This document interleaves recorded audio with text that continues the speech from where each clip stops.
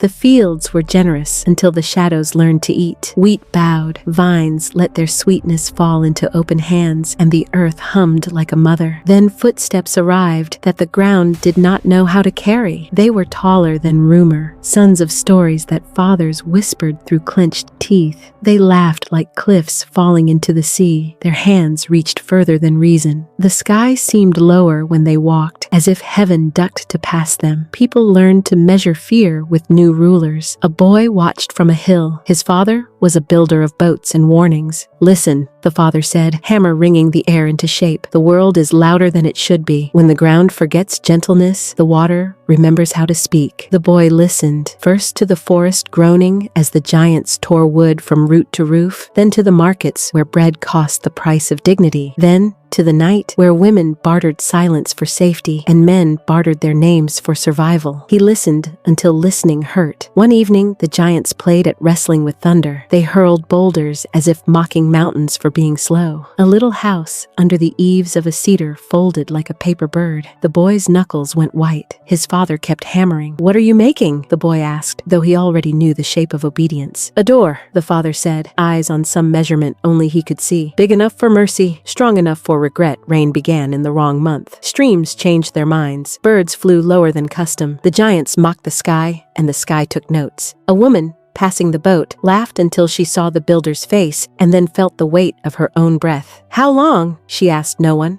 and the wind answered in a language she didn't speak. The day the first drowned field learned to float, the boy stood at the door and swallowed hard. The neighbors, those who had sold their tenderness for protection, pounded the hull. "Let us in," they begged, men with arms like branches and women with eyes like gates. The father's mouth became a line. "I warned you," he said, but the warning was a grave, not a key. Water should not climb stairs. Water should not teach houses how to swim. But the flood came like a sentence that had been waiting for breath. The giants ran. For the first time, the earth refused to carry them. The boy watched their shoulders vanish, then their heads, then the rumor of their height. He did not cheer. He cried into the wood. Months forgot themselves. Silence learned to float. The boy fed animals who could not pronounce his name and stroked necks that didn't need his pity but wanted it anyway. He dreamed of fields and woke to a horizon made of patience. When the door finally opened to a new world, the air smelled as if the planet had been baptized. The ground, shy, received their feet like a first guest after grief. Vines whispered, testing their courage. The boy knelt and pressed his ear to the soil. It sounded hungry, but not the old hunger, not the kind that wears boots and steals cities. A clean hunger, a beginning hunger. He planted a seed